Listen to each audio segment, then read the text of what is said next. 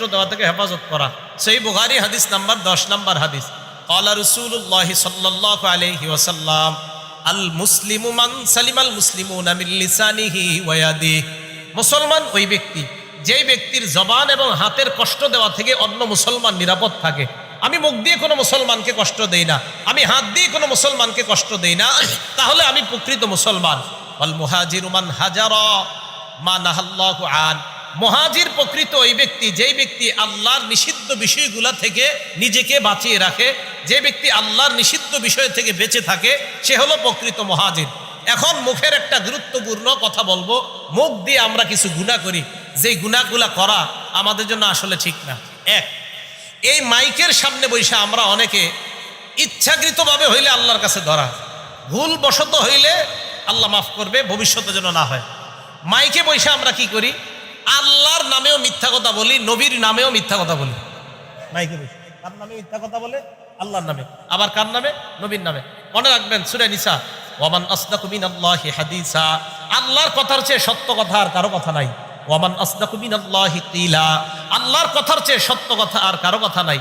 ওয়ামান আযলামু মিম্মান ইফতারা আলাল্লাহি কাযিবা। আল্লাহর নামে মিথ্যা অপবাদ যেই ব্যক্তি দেয়, ওই ব্যক্তির চেয়ে বড় জালেম আর কেউ নাই। এখন আপনি মাইকের সামনে বলতেছেন বৈশা, আল্লাহ এটা বলছে, আল্লাহ এটা বলছে, আসলে আল্লাহ এটা বলে নাই, এটা আল্লাহর নামে মিথ্যা অপবাদ, এটা আল্লাহ বলে নাই। এটা সাবধানতা অবলম্বন করা দরকার। এই জবান দিয়ে কথা বলা হয় যেটা আল্লাহ বলছে, আল্লাহ বলে না। এটা কোথাও পাবেন না, কোনো কিতাবে পাবেন না, কিন্তু বলতেছে আল্লাহ বলছে। আল্লাহর নামে মিথ্যা অপবাদ এই জবান দিয়ে দেওয়া যাবে না। এটা আমি আমাকে বলতেছি, আমার দ্বারা যেন কোনো কখনো এটা। জাকারিয়া নবী যখন মেহরাবে নামাজে দাঁড়াইছে, ফেরেশতারা ডাক দিয়ে বললেন, ও জাকারিয়া নবী, আল্লাহ তো আপনার দোয়া কবুল করে ফেলছে।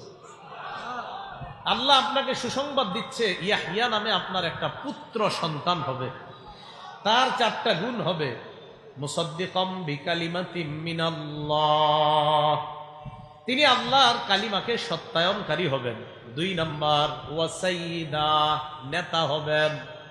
3 নাম্বার, ওয়াহাসুরা, পবিত্র হবেন। 4 নাম্বার, ওয়ানাবিয়াম মিনাস সালিহিন, তিনি একজন নেককার নবী হবেন। কি বুঝলাম? দোয়ার অ্যাকশন কেমন? আল্লাহ যেই সন্তানটা দিবে, আল্লাহ সন্তান হওয়ার আগে নামও রাখলেন ইয়াহিয়া। 4 গুণওয়ালা হবে সন্তানটা, আল্লাহর কালিমাকে সত্যায়ন করবে, নেতা হবে, পবিত্র হবে, একজন নেককার নবী হবে। তাহলে এই জায়গায় মানুষের প্রশংসা কে করেছেন? আল্লাহ। মানুষের প্রশংসা মানুষ করা জায়েজ আছে। রাসূলুল্লাহ সাল্লাল্লাহু আলাইহি সাল্লাম হযরত ওমরের প্রশংসা করছে।